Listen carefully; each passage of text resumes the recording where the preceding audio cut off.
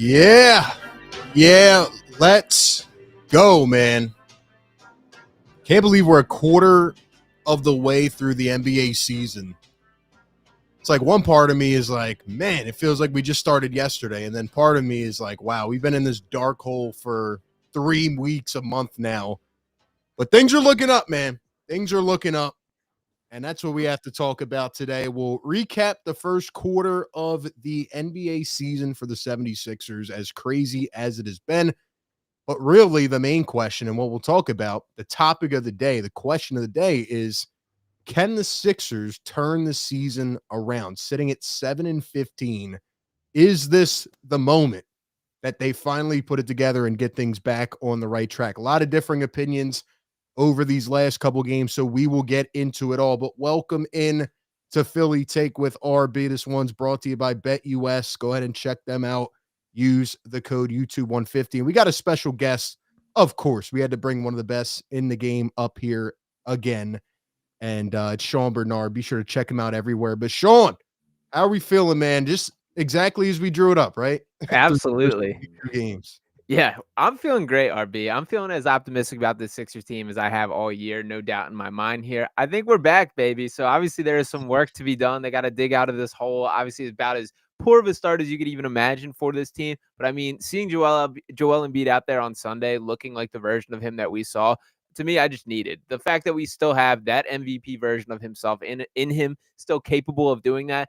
Like, it was really reassuring to me. So obviously, and particularly the news that his knee responded well, felt all good at practice, was a full participant today. There's a lot more good than bad with this team. And I think that's the first time all season that we can say that. So they've won 4 of their last 5. They got 3 consecutive winnable games ahead. And all of a sudden the picture could be looking a little bit different if things go according to plan there.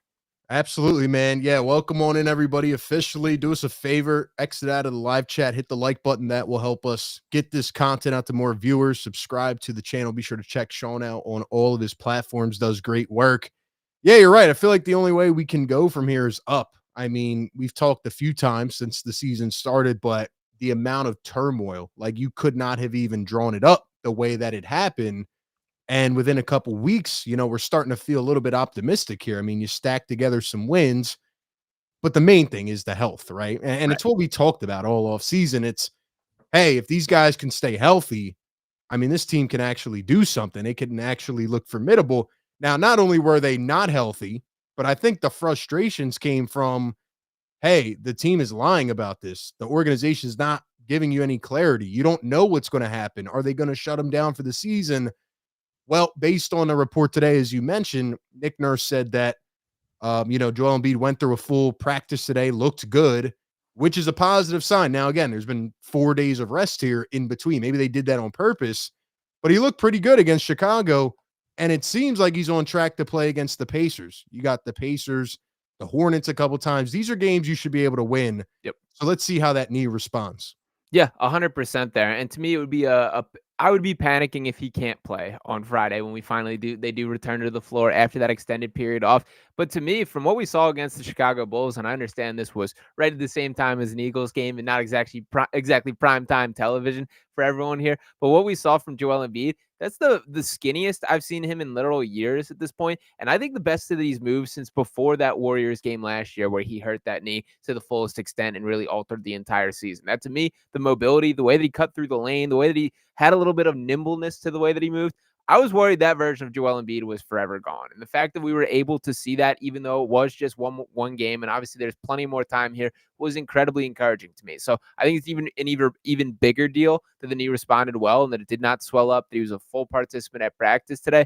So things are trending in the right direction. And that's been, I think, kind of the root of frustrations for everything. That, yes, it's been awesome how good Jared McCain has looked. Yes, it's nice that Paul George is here. But everything is centered around Joel Embiid, and we saw how much sense it all made. I mean, Tyrese Maxey with his first career triple-double had a career-high 14 assists. 10 of those went to the big fella right there. So we're seeing how this all fits together, but it's built on Joel Embiid's health, and we've seen how that gamble can pay off in the pros and cons in the recent weeks. Definitely one of the storylines that got overshadowed in that game was Tyrese Maxey getting his first career triple-double. So shout out to Tyrese. He's definitely taken a lot of heat over these past couple of weeks. So I'm sure we'll get into that and a whole bunch more. Let's take it back a little bit. And once again, I want to ask the chat, chime in, get in the comments. Let us know how you're feeling about this team. What's the temperature? What's the vibe check? I've heard so many different thoughts at this point. I don't know where to go with it, but give us an answer in the chat. Do you think the Sixers can turn the season around? Are they at the point now, 7-15? Do you believe that they have what it takes to turn the season around? Give us your thoughts. We'll get to our answers later on in this show.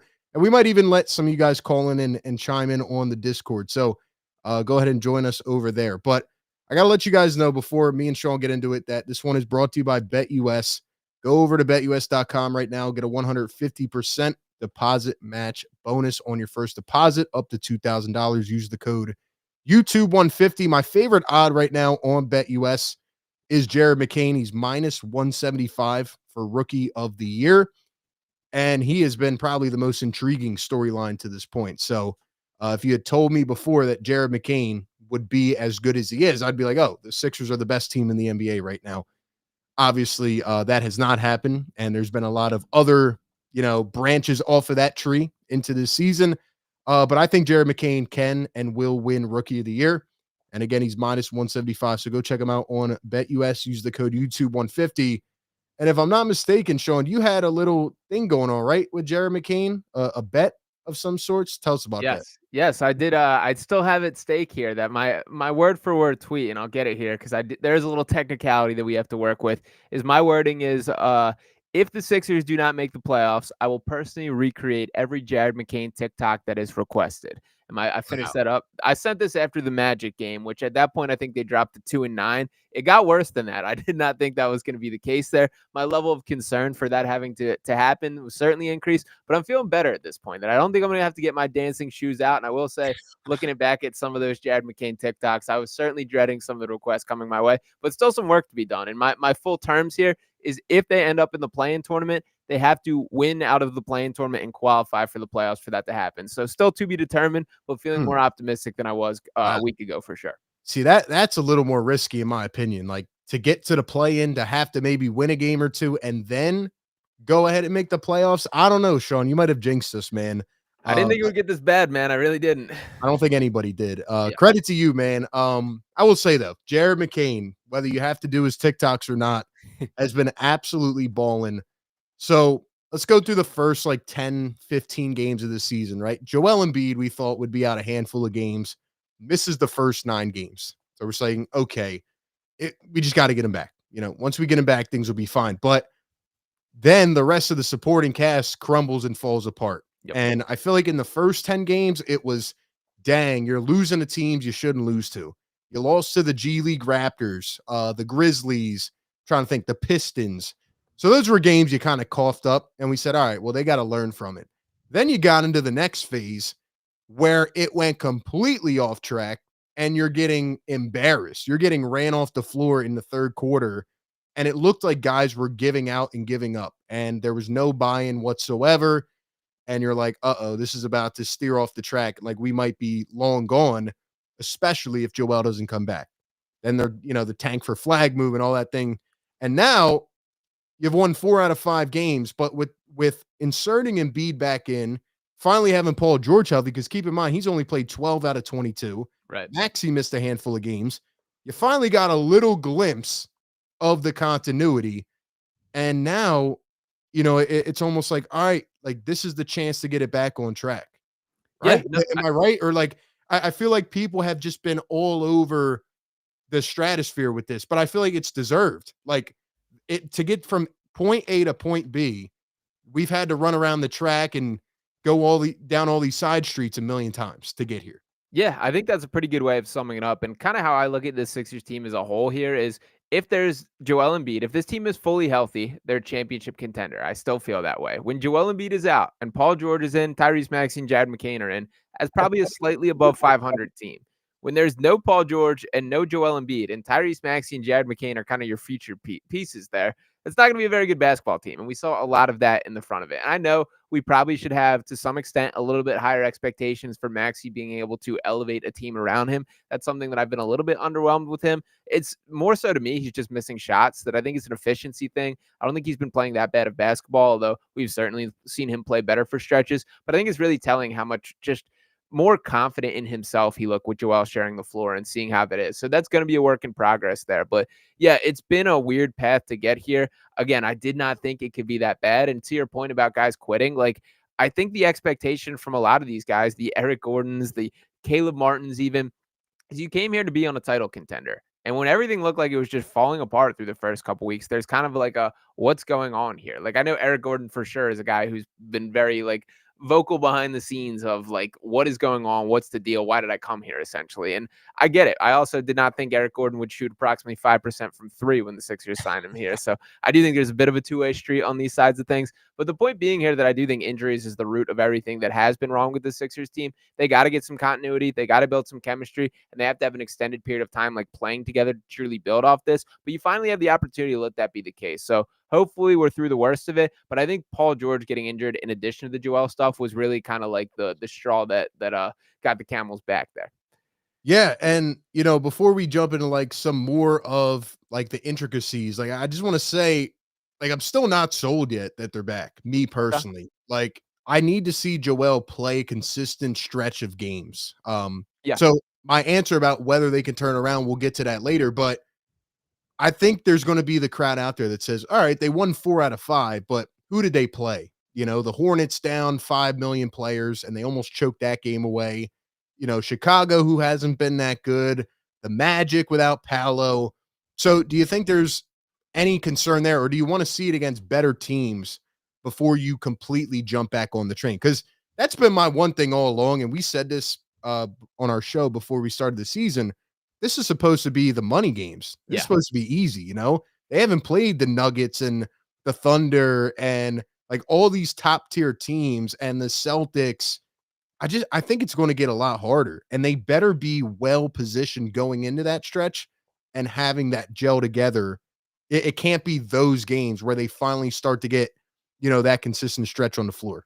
Yeah, no, you're absolutely right that it's going to get more difficult, and there is a higher level of competition that they need to prove that they can measure up to. But for me, kind of how I've read all of this is it's all internal, the issues with the Sixers. This is nothing of other teams looking better than them. It's been them beating themselves or them not looking like the better team out there, or being on the same page and all those type of things. And one of the reasons that I've continued to be optimistic about the Sixers team is fully outside the team as a whole. It's look around the rest of the Eastern Conference here. Yes, the Boston Celtics look unbelievable, for sure on a pathway to at least, maybe repeating. We'll see how things play out. The Cleveland Cavaliers have been very good. The Knicks have looked like they're starting to click. The Bucks playing hotter, but that's about it. That's like, even as bad as things have been in the Eastern Conference, with the Sixers sitting at 7-15 at this very moment, they're a game and a half out of the play-in game and about 4-5 games there out of the 6th seed to be a top 6 seed there. So when you factor that in for how bad there is across the Eastern Conference, this always to me was a look in the mirror type of thing from the Sixers team.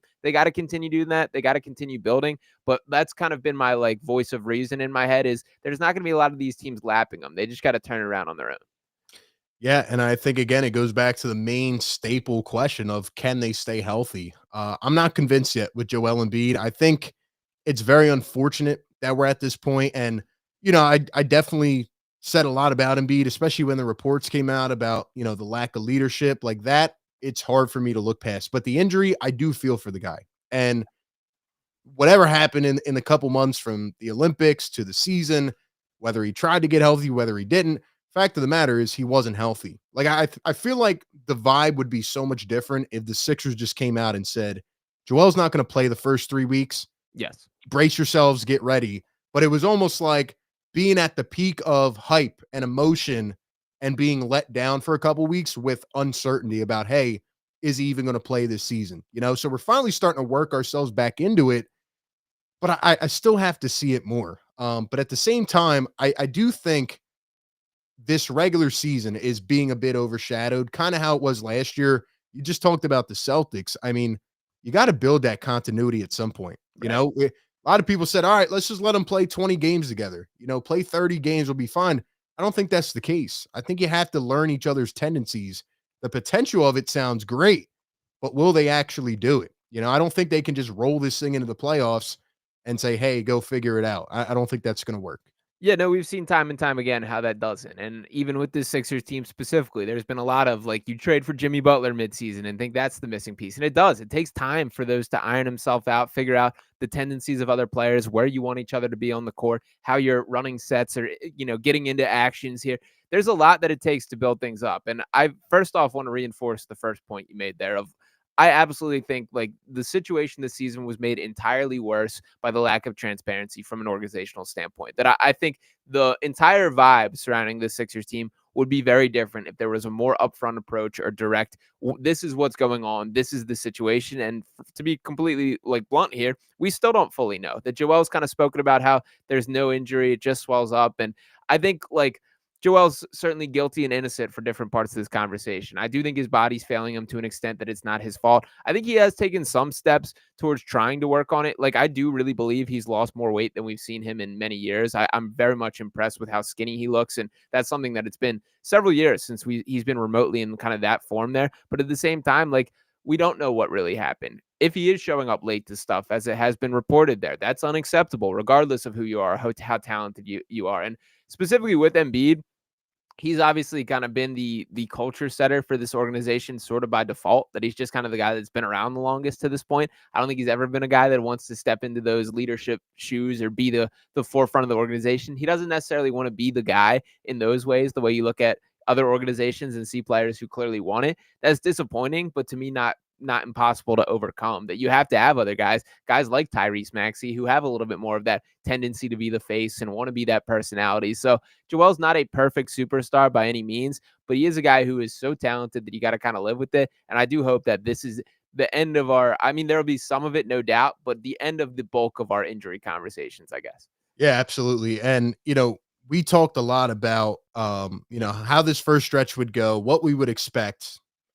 Part of me wants to just say, hey, roll it up in a ball and throw it away. Like, who cares? Like, we couldn't really evaluate. But at the same time, I still think there are players that could have played better, but maybe their expectations were different.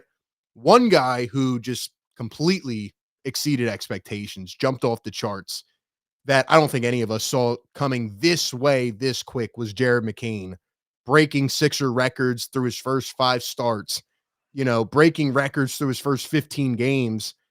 I'm not going to go on a Jared McCain tirade here and just name everything off, because I feel like that's the only thing I've had to talk about, so Yeah. I'm blue in the face saying it.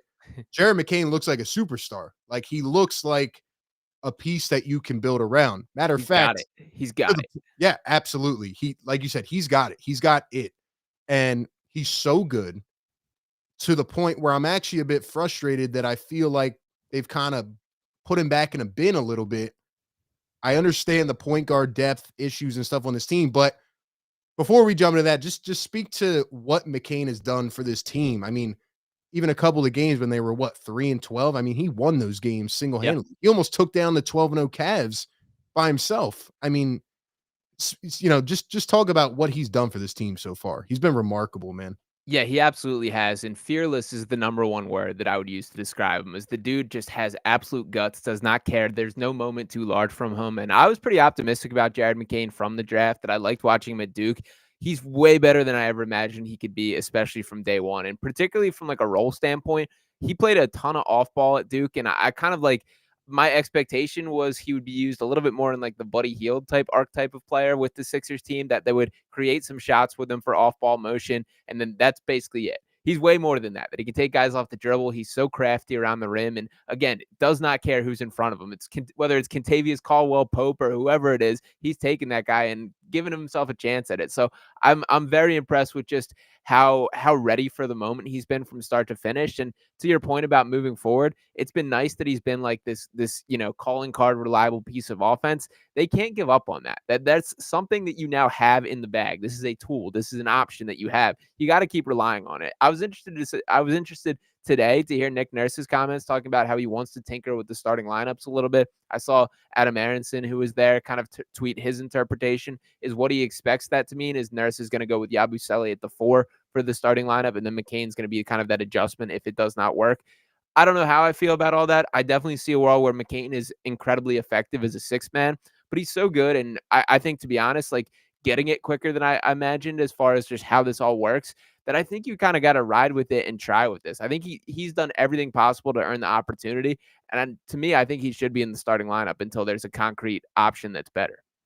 I've been screaming it every day. I mean, put him in the starting five, figure it out later. I want to make a point to you, but a couple of things that I've noticed about Jared, and I keep thinking about that play where he locked up LaMelo Ball. Yeah. Like you say, he just wants the moment, like nothing's too big for him. I mean, both of us got to talk to him, and just seeing the way he's approaching these games, even with all the controversy going on with everything.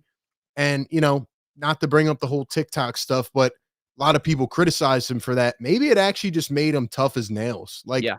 maybe he's so mentally strong that he says, you know what? I'll do whatever I want. I don't care. Give me the ball in the big moments, and I'm going to go get a bucket.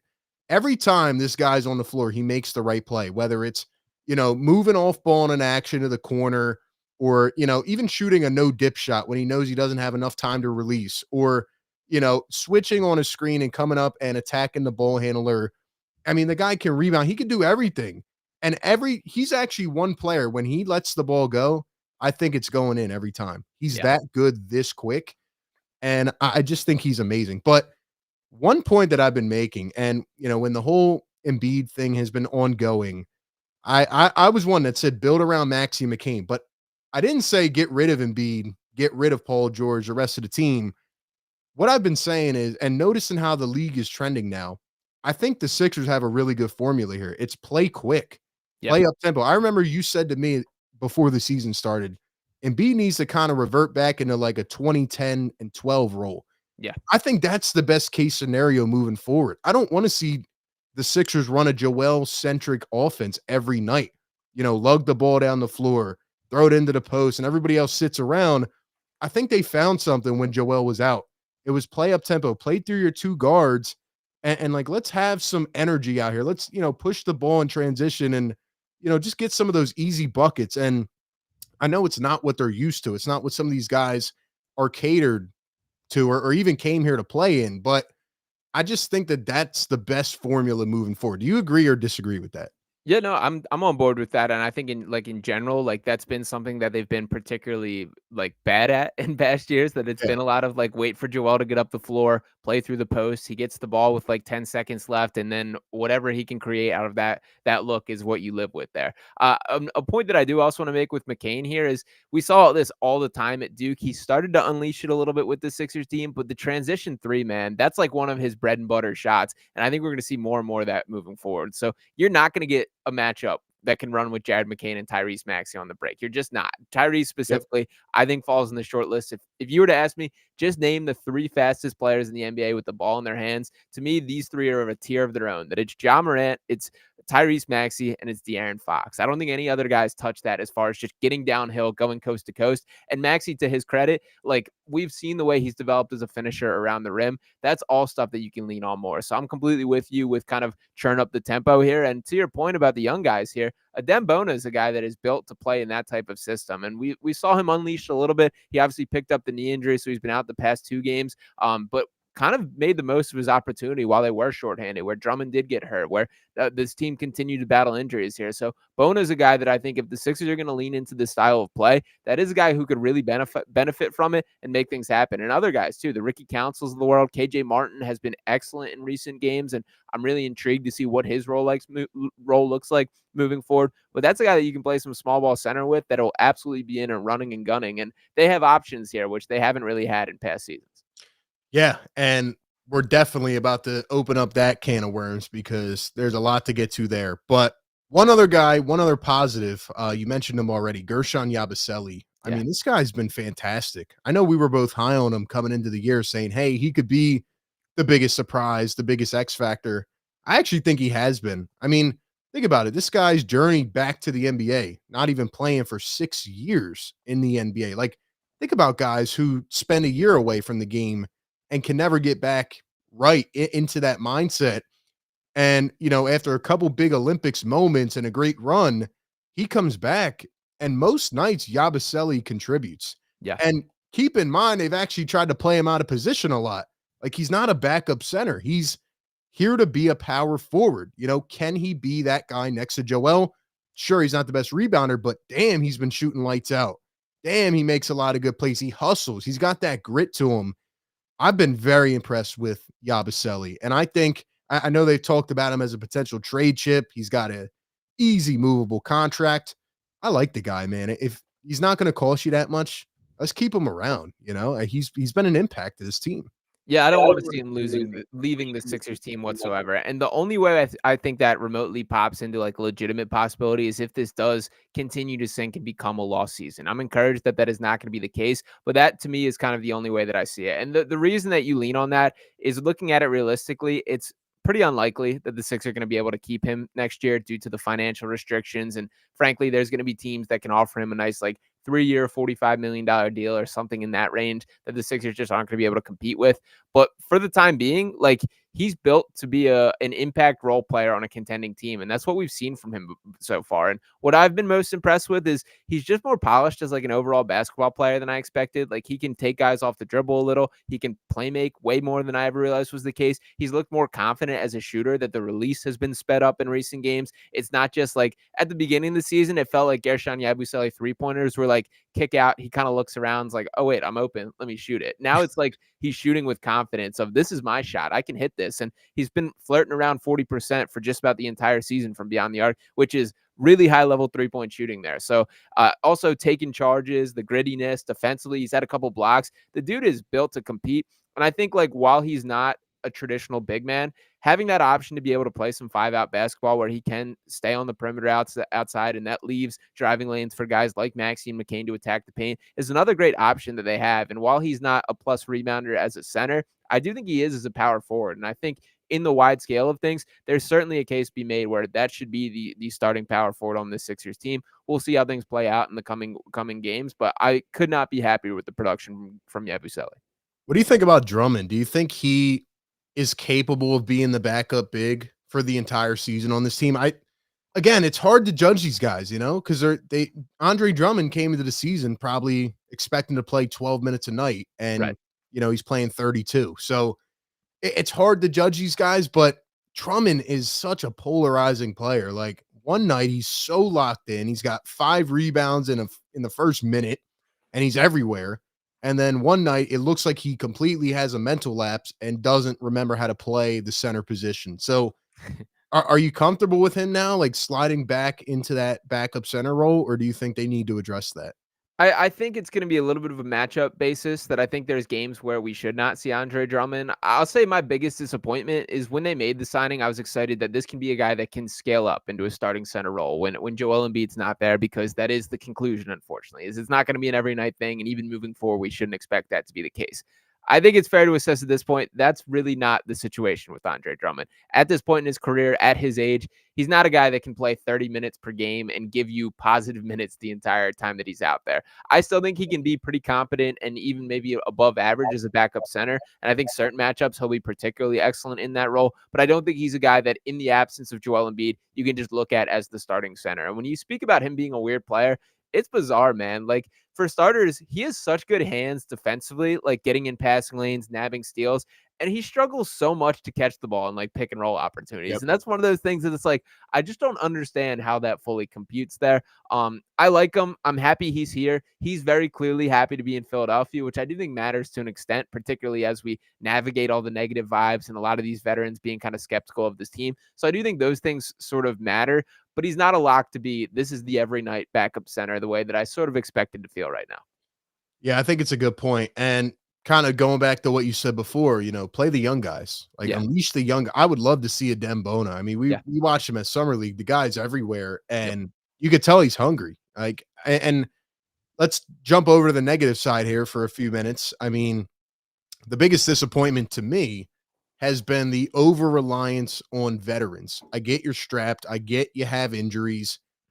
Kyle Lowry should never play for the rest of the season with this team. I've actually gone as far to say they should cut him and immediately re-sign him as a coach, just so Nick Nurse is happy, but so he's on the sideline.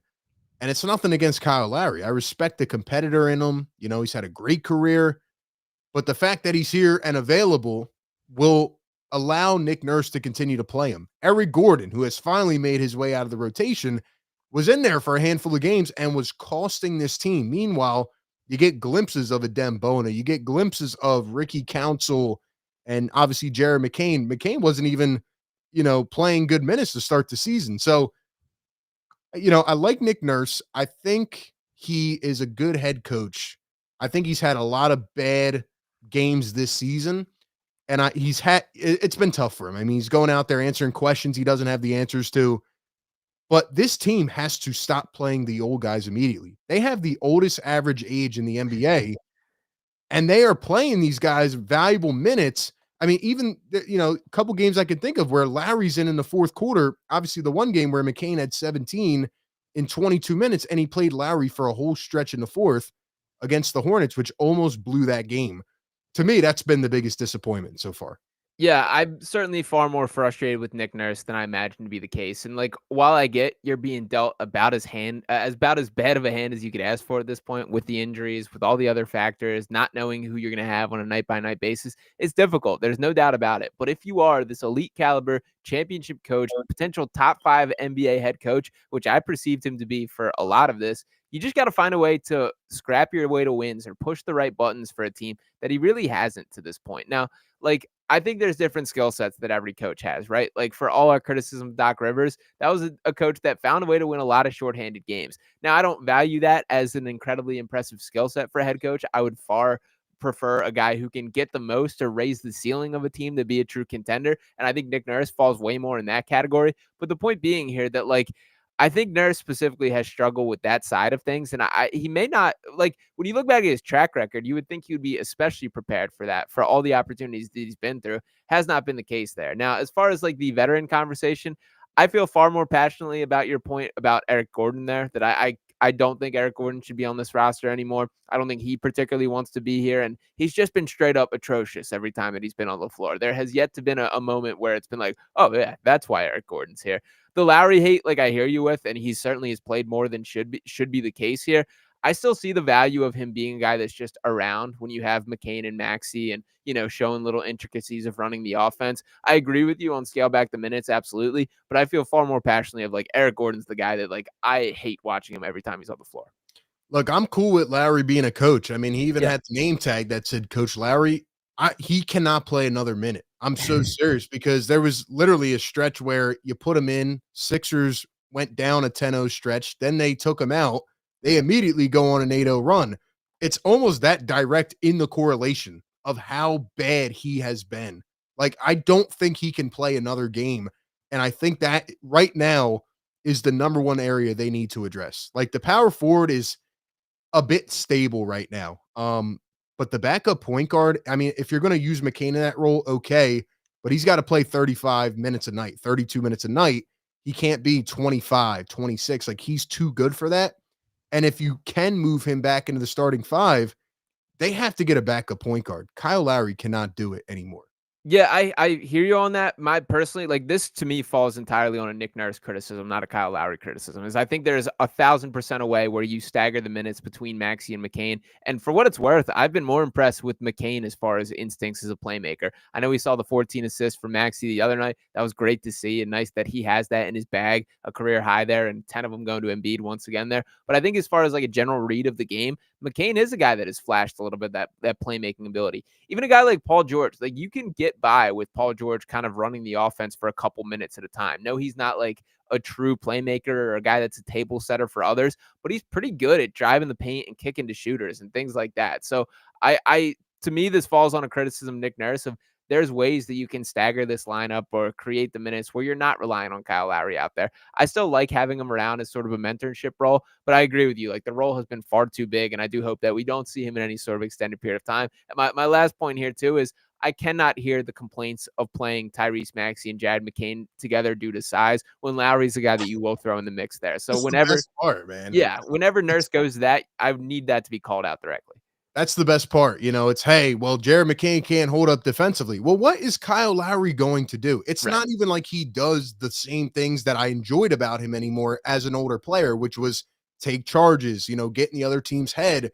To me, he doesn't do any of that, and he passes up shots. And I do like him as that mentor around McCain and Maxey, but I just don't think he has anything left in the tank. And the more he's here, the more Nurse is going to play him. And that really scares me here in this next stretch of games.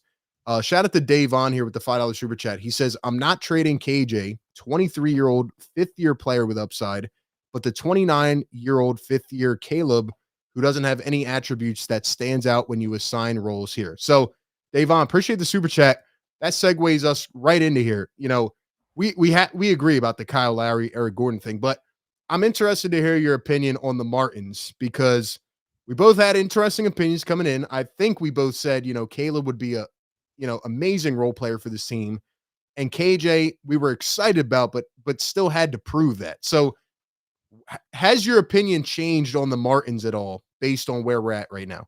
Yeah, it kind of has changed for both of them, to be perfectly honest. That like we talked about KJ Martin for so much of leading into the season as basically a human trade exception. And I don't feel that way whatsoever. That I think I would argue at this point that he's a plus value player, that he performs higher than his contract is worth. And like the super chat just mentioned, 23 years old, still has probably yet to play his best basketball at the NBA level. We saw a 20-point performance against the Magic. The thing that stands out the most to me about KJ is, I mean, the athleticism obviously pops, a lob threat, which is awesome. He's catching lobs from half court, which they just don't have a lot of guys that can do that. I think defensively, he's been far better than I expected. You don't see a lot of guys that are 6'6" and are like very good rim protectors, but that is KJ Martin here. So I personally like would be really hesitant about including him in any sort of deals. Now, the Caleb Martin side of things, I've been a Caleb Martin guy. I still am going to stay in that corner that I think his best basketball in a Sixers uniform is still to be played. They handed him the 4-year contract. And just to pull up like a quick quote, I thought this was relevant. This came from practice today. This from Adam Aronson, Sixers Adam here, that Nurse was asked about Caleb Martin. And Nurse says, quote, I mentioned this a few weeks ago, but he's out there playing. He's not anywhere near 100%. He's got all kinds of things going on, trying to take care of some of those. I'm encouraged. I think he can certainly play a lot better. He's kind of in this trying to figure out where he is, how he fits, all that kind of stuff. But I'm not worried about it at all because he plays his guts out. He's great in the locker room. He puts in all the time on the film and all those kind of things. It's just going to be a bonus when he gets settled in and feeling a little better physically. Then we can figure out how to use him and make him a little bit more comfortable. So I do think injuries are a bit of the story here. And I'll also speak to like last year, that was a lot of what a lot of the Miami reporters kind of said the same thing, that he was continually battling through things. So it's been frustrating, the version of Caleb Martin that we've seen so far. But I do think like let him get healthy, give him a couple games or weeks off, whatever it takes, and we might have a different tune about him. All right, interesting. So we agree and we disagree. So I'll start with the agreement. Okay. Caleb Martin, I think, is going to be just fine. Okay. And I've heard a lot of overreaction, which, you know, I get it. People are prone to seeing a guy come here, paying him good money, and then he just depletes. The guy's shooting 29% from three. It's been awful. Yeah. The biggest thing I'm scared of is his jump shot form. I know I've gone back a little bit and looked at the comparisons. There was a little hitch, but it got really bad early in the season. Yeah, And I what did the same thing, by the way. It looked more similar than it was in my head. Like, I kind of Yeah, expected to be night and day different. It's a little bit, but it didn't jump out the way I expected to look back on it. I agree with that. The free throw was a little bit iffy, but what I will say is that it has improved. And there was one stretch there, I think, of like 6 games where he started to play really good. And then he had another injury. I think it was a shoulder, and then he had a thumb or whatever it was. So I'm still high on Caleb Martin, and I think his veteran experience will prove to be valuable for this team. So I'm not giving up just yet. Now, if he goes the entire season and shoots 29% from three, Sure. then we got to start, you know, making charts here and analysis of how every role player comes here and their numbers just dive down a hole. But on the KJ Martin thing, I'm going to disagree with you. And I haven't really said this at all yet, but I think people are overrating KJ Martin. A lot of his points come from standing in the dunker spot, jumping straight up and throwing down a dunk. The guy hired a shooting coach in the summer. He is shooting 35% from three, but he hasn't taken a lot of attempts. He's still not polished offensively. I will say that I agree with the defensive part. Yeah. He's been very impressive as a post defender, and he makes like those little energy plays that kind of string into a run. So I do like that about KJ, and I think he has upside. I think I just expected him to come into the season more polished offensively, especially with the role that was there to be had. Yabusele's played amazing. He's not afraid to take the shot, But I don't want Sixer fans to get into this mindset now that I feel like we get into a lot where it's, oh, this guy has shown a little bit of potential. He can't be included in a trade. Like you said, we thought of this guy as a trade exception, and he still is. And if there's an opportunity to get a win now player, KJ Martin has to be in the deal. The guy's averaging 6 points a game, 2.7 rebounds. He's nothing special. He's just another young guy who's trying to develop, in my personal opinion. Yeah, I mean, I'm certainly not saying he's untouchable or there's no move that I would trade him for if the right opportunity Yeah, presents and itself. you're not, but there are Sixer fans right now Sure. who are saying this guy is incredible. Like, don't touch him now. I'd be very hesitant to even put him in a trade. I can't get there yet. Like, we Yeah. have to look at the bigger picture here. Yeah, I definitely hear you on that. The only thing that I would push back on here is I think there's a ton of value in a guy who doesn't need the ball a lot or wants to work in kind of a low usage role. And like you think back to a guy that I think is like a pretty clean comparison for him to grow into is prime PJ Tucker, man. Let's not forget, like, when you see obviously the Sixers got washed, PJ Tucker, who had nothing left when he got here. When you think back to the PJ Tucker that played for the Rockets or bounced around, was actually helping contenders, what he did incredibly well was he played the two-man game with James Harden where he was setting screens, able to roll, get those little pocket pass, and then you can kind of play make off that. We're seeing KJ Martin do a lot of similar stuff with Tyrese Maxey there. The athleticism is off the charts, and I'm also a guy that, like, I'm never in a rush to give up young talent. That the Sixers in general have been way too, I guess, in a rush to move on, to improve, to get win now. Like you said, we're the oldest team in the NBA right now. KJ Martin is 23 years old. I also think he's a guy who was thrown into a little bit of a rush timeline here. Like, obviously his dad, Kenyon Martin, played in the NBA, and kind of that was the expectation that he would grow into those shoes. He never went to college. He did a prep year at IMG Academy, ended up a second round pick, had to play a little bit of G League minutes. And it's just been like not this linear path. But I think if we had talked about KJ Martin being a guy that went to college for 1 year and then saw him as a draft prospect and kind of got a little bit of a different pathway, his probably like outlook from here is pretty vastly different. So obviously the situation is what it is. This is the version of him as a player now. But I do think that there is like an appeal to a guy that doesn't need the ball in his hands, particularly when you have a team that has Tyrese Maxey, has Paul George, has Joel Embiid, that you need those kind of, connective pieces to make this team fully work. Yeah, first things first, don't ever bring up PJ Tucker again. I almost threw up over here. Nah, just kidding, man. I hear you. I think with KJ, I think he's doing exactly what we need him to do, which is play up his trade value. All the things you said are great. At the end of the day, he's an $8 million player, and I don't think he is that. I love what he's been able to do in his role. I think he's starting to embrace it more, but this guy's averaging 0.7 3-point attempts per game. The James Harden PJ Tucker thing, I think, would work if he was in a different team or a different system. I think around Joel Embiid, you need that big, girthy power forward who can rebound and knock down corner threes. I like what Yabusele has done, but I just think KJ is doing exactly what we need him to do, which is play his way into a potential trade, whether it's KJ and one of the future first, whatever it is. That's what I think he needs to do. And he's done that so far, and he's helped this team as of late, but I still don't think he's that polished yet. And I don't want people to jump too far over the ledge saying that we need to keep this guy. So I'll throw a name at you here. There's been a lot of buzz about this guy from a Sixers perspective for several months now. Dorian Finney-Smith. Would you trade KJ Martin for DFS? Yeah, I would. See, I wouldn't. I wouldn't on that one.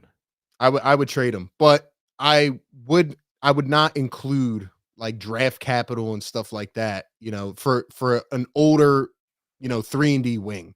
Now, a lot of people talked about, say, Herb Jones and a guy like that. Yeah, I'm in on that.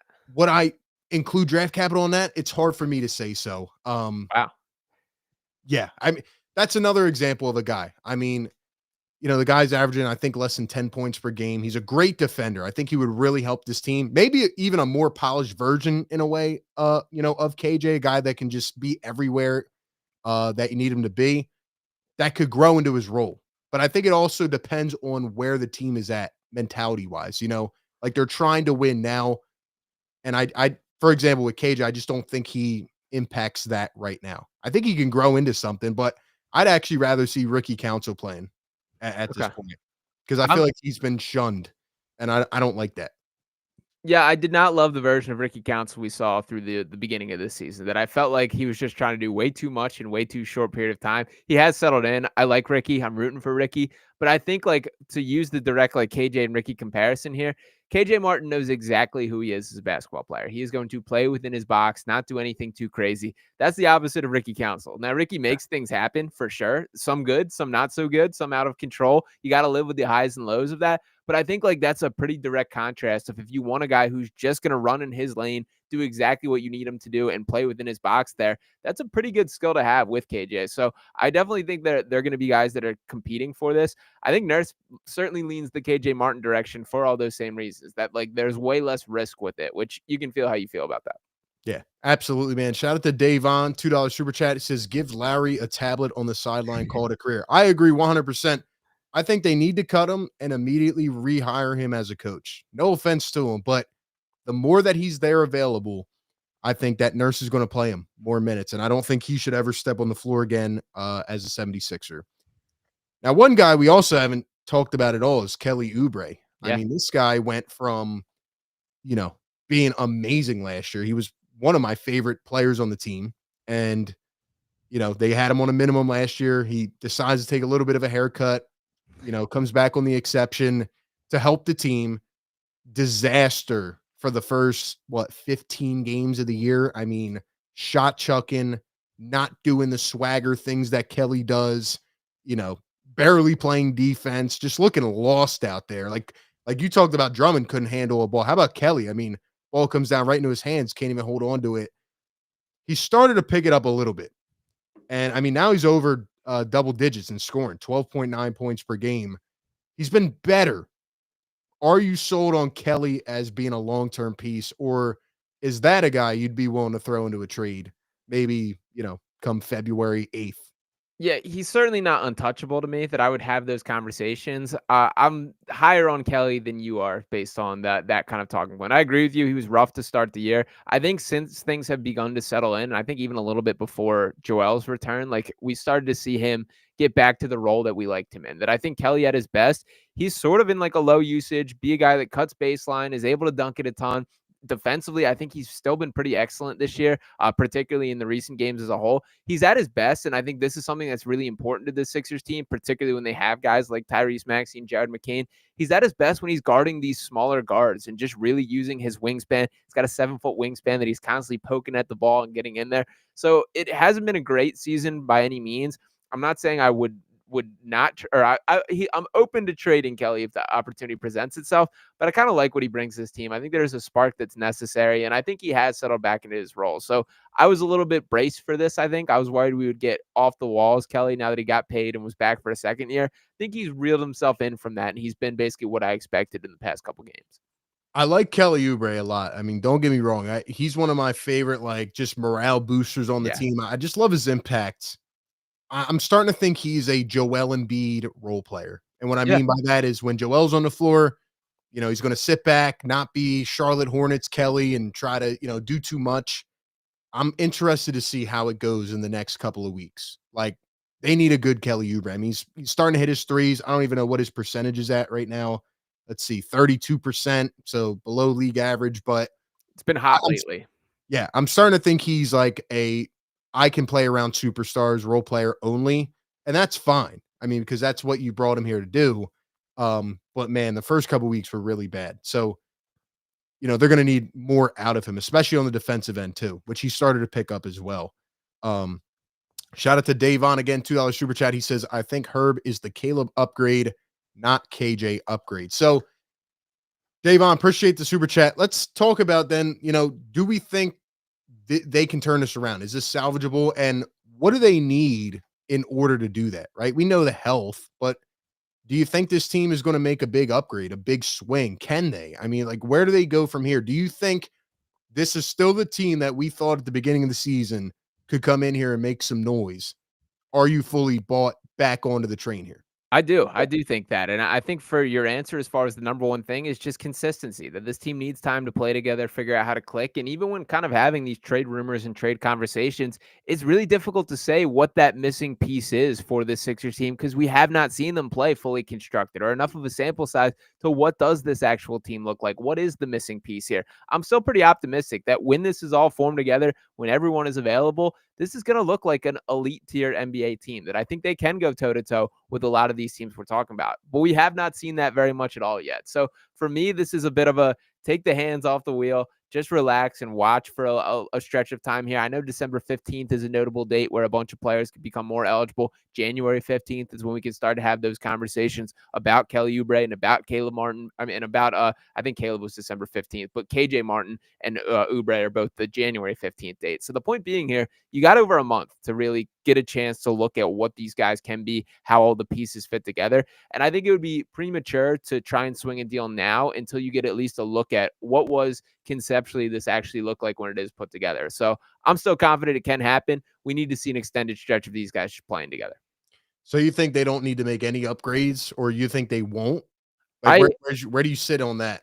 I lean towards no at this point, that it just needs to get healthy and we need to see it. But I guess my point here would be I'm even less confident making a trade without knowing what exactly it is this team needs or what the missing piece could be. Because like we talked a lot leading up to the season about power forward being that key spot they need to upgrade. I don't feel that way anymore. That I think Yabusele is completely competent in filling that role, and they have other options that I think you can survive with Paul George playing the power forward next to Embiid for stretches or things like that. There's other adjustments. KJ Martin has been above his head from what we expected there. So that point being like what we expected has kind of changed here. Let's see what this team actually looks like fully together. That does not mean if the right opportunity pops up, if you get a premium price for Herb Jones where you can go in and steal him, you do it. There's no doubt about it there, but I'm not in a rush to just make changes just to make changes. It's a good point, man. SGA, thanks for becoming a member of the channel. Guys, what do you think in the chat? Yes or no? Can the Sixers turn this around? I guess my answer is going to be yes, but with a contingency that, again, they can play consistent stretch of games. Because until it happens, I can't be gullible anymore. I can't say, yeah, well, this is going to happen in a couple games and this guy's going to be on the floor. I just don't know because we haven't seen a big enough sample size yet. This season has taught me to, even when you're at the lowest of the lows, like it can get better. And when you're at the top, it can get worse. So I'm kind of undecided. I mean, yes, based on the little glimpse that we have seen, I think it all can mesh together. One thing I've really enjoyed is PG, especially on the defensive end, which is why when people talk about, hey, we should have kept Tobias. I mean, PG plays more defense in the first, 20 games or 12 games of a season that he's played than I think I've ever seen Tobias play. 100%. PG is really buying into that third role. And I think once Maxey gets more comfortable in his role and knowing what the identity of the offense is, when Joel comes back on the floor and plays a consistent stretch of games and they go into a game knowing, okay, here's tier 1, tier 2, tier 3, here's where the ball is going. I think they can be good. Now, can they beat the Boston Celtics? No, I don't think that right now. Who can beat the Celtics in the East? No. So I guess I'll differ from you in that I do think they need to make an upgrade. How they get there, that's a completely different story because the need that I thought they had at the beginning, power forward, is not as big as the need now for me in terms of a backup playmaker. So I think they have to upgrade this team and address this team. But I think with the way Jared has been playing and the way Yabusele's been playing, they at least have something here they can build on. But for me, Joel's got to play the next 5 games. And that whole back-to-back thing, where they're not going to play, I'm sorry, that can't happen anymore. I mean, from January to March, you have 12 back-to-backs. And Paul George still isn't even playing back-to-back. So that they got to iron that out now. If they sit back-to-back games, this team is not going to win anything. Yeah, no, I hear you on all that. And I guess like probably a better way to put my whole opinion here is I'm just kind of bookmarking this until January 15th, that let's see what this next month we have to see with this team actually playing together. And 15th is the notable date for me because that is when KJ Martin and Kelly Oubre are eligible to be traded. So December 15th, while that's part of the re-signed players eligible, I believe it's because it was over 120% of their salary was the reason why. So it kind of gives you a little extra time there. But the point being, like, that's when we can start having these conversations. To me, I'm still pretty optimistic. Like for Paul specifically, I think he's done a better job than he's gotten credit for just fitting into the Sixers team. And I also can appreciate like the 29-point performance he had. That game, like it was clear he was in attack mode of, I need to be the guy. There's still no Joel Embiid. I'm taking over. That's another thing that we never saw from Tobias Harris ever. And you nailed it about defensively. He's been off the charts better defensively than we ever saw from a guy like Tobias Harris. And that's going to matter when you look ahead to teams like the Knicks and like the Celtics. It's going to be Paul George tasked with going toe-to-toe with the Mikal Bridges of the world, the Jason Tatums of the world, the guys that are those premier wings that the Sixers have really struggled with in past years here. So there's still a lot to be answered about this Sixers team. I still think like we can't have a full opinion until we get a larger sample size of them actually playing together. And it has to happen over this next month. If we're still dealing with these sporadic injuries, maybe it's a different conversation. Yeah, Paul George averaging 1.8 steals per game. Tyrese Maxey's actually fourth in the NBA, averaging 2 steals per game. And if you look at the team stats, over the first 17, 18 games, they were in the low 20s in every category. They still are offensively, but defensively, they're now up to number 8, number 9 in a lot of these categories. They've really bought in defensively. And I think that's one of my biggest surprises that I've seen the last 5 games is, hey, it's no longer at a point where in the third quarter they kind of just let out and give up. Like they're actually fighting their way back in games, which I think is huge, which shows me that they haven't given up on Nick Nurse, that they still believe, whether it's that team meeting or the Embiid stuff or rallying around the team, whatever it is, these guys still believe. But I think they need to kind of inject the youth here with Ricky and Adem Bona and Jared and kind of find that good balance. If they do that, I feel a lot better about this team moving forward. Yeah, and by the way, for the point about waiting a little bit more, like let's not forget heading into the season, we were having conversations about should Jared McCain be flipped for a win now piece. And now that seems like a crazy conversation that we were having that because they absolutely should not be interested in moving on from this guy at any point. He's untouchable. Yeah. He is 100% untouchable. Yeah, he cracks that list of cannot trade to me for sure. And that's something that our tune has certainly changed since the season has started and getting a chance to look at him in a wider scale. So that is like I guess the way I would put it with this, I know we're still locked in on this is the Joel Embiid era. And obviously they're built on winning this season right now. They need to have a chance to compete. But I think the Tyrese Maxey draft pick extended the championship window around Joel Embiid. I think the Jared McCain selection opened up a whole nother timeline here. So that's a conversation for another day when we're talking about building towards that. But that is a guy that they should absolutely hang up the phone if there is a trade call coming for Jared McCain. Oh, absolutely, man. There's a couple guys on this team that are untradeable. And I think Jared right now has to be at the top of the list. But hey, appreciate everybody tapping in. I'll end it with this.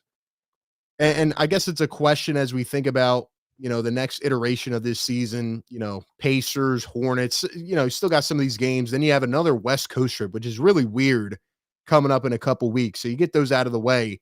Then you start to dive into the cream of the crop, the top tier teams. We'll see how they are by the time they get there. But your honest opinion, like take all Sixers, but like if you were just an NBA fan, do you think Joel Embiid can stay healthy this season? Do you think he's actually going to be able to play these games? Because part of me tells me, yeah. And then the realistic side jumps in and says, like, look at what's happened the last, several years. It's hard for me to see that. Yeah, to put on my full objective hat right now, like it's impossible to say I 100% believe that this is the end of the Joel Embiid injury issues. I mean, to be completely like upfront about this here, like think about it, how crazy this is of how many surgeries he's had, how many injury issues that he's dealt with. It's kind of a miracle that he's been as good as he has for as long as he has. Like, let's not forget, this dude dropped in the draft for fears of injuries coming out of college, and that was a decade ago at this point, and he's still hanging in there and doing this. So it's tough to fully believe that. I think a lot of it is going to be sort of pain tolerance and injury management. I think it's going to be less about like specific, this is an injury here. And this is probably honestly a worse situation, but it's just going to be those nights where the knee swells up or he has soreness for whatever reason. Like the meniscus specifically is something that once it's gone, like you just kind of are getting bone on bone constantly and it hurts, man. It's not going to be fun there. So I don't feel great about it by any means, but like there's no alternative that is better is always my pushback on the Joel Embiid conversation. I hear you about the complaints. He's far from the perfect superstar. There's a lot to nitpick for sure, But how do you get better? There's no world in which you trade Joel Embiid and you get a better player in return. When you look at the history of basketball, it's impossible to win when you don't have a top 8 to top 10 player in the league here. It's very rare that you have kind of exception to that. I don't see a world where even a guy like Tyrese Maxey, as much as I love him, can grow into that caliber of player here. So Joel is that guy. You got to kind of just hope for the best, hope you get a little bit of a lucky break where he can stay healthy, and maybe things shake out okay. Yeah, and to go back to what I said earlier, I just think it's more of the how are you playing? Like how does the team play? You know, I don't think it can be the Joel show every single night. Like I think that's part of it. Like Yeah. factoring in, you know, not having to have him drop 45 on a random December game, you know, just to win a game. And we've seen that a lot. And I agree 100%. We've seen that Maxi is probably not good enough to be a number one right now. But I think, you know, what Maxi can do to his strengths, what McCain can do, what PG can do, what Joel can do. I think all of it can come together Yeah. and they can kind of balance each other out. So, yeah, it's hard for me to say, but I hope that he stays healthy.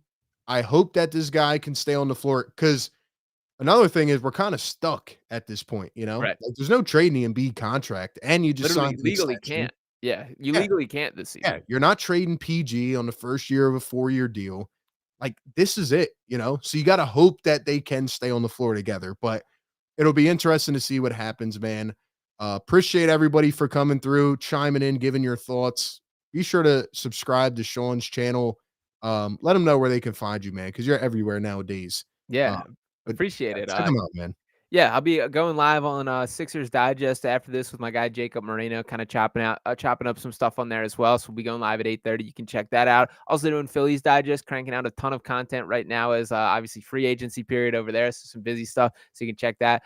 My written work on DraftKings Network there, so you can check out a bunch of content on all that side of things, as well as always on Fox Sports The Gambler here in Philadelphia. So 11 to 1 Saturday we'll be live and kind of throughout the week popping on Sean Brace's show. So yeah, all over the place right now.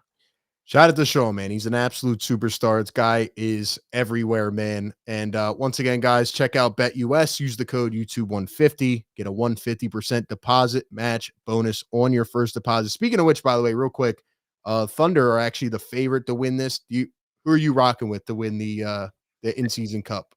I'm certainly not rooting for him, but I do think that there's a chance the Knicks end up taking it. That this feels like my kind of calculations here is I think who wins the in-season tournament is like a younger side of team that goes way too hard at it and like is really trying to win this thing. That to me does have the Knicks written all over it. I take them far more serious as a in-season tournament contender than an NBA championship contender. So I kind of have that, but I mean the Thunder looked unbelievable last night and really just punched the Mavericks in the mouth over and over. So I do think they are rightfully the favorites right now. Dude, the Thunder are so good, man. Yeah. And they have a really bright future. I just don't care about the in-season cup. I can't get there. I can't get there. I'm ready for the NBA playoffs. You know what I mean? But hey, man, appreciate everybody coming in. Be sure to follow us everywhere. And we'll definitely do this again, man. Hopefully, you know, when the team wins 10 out of 12 and not just 4 out of 5. But enjoy your night, everybody. And we will catch y'all on the next one, man. Peace.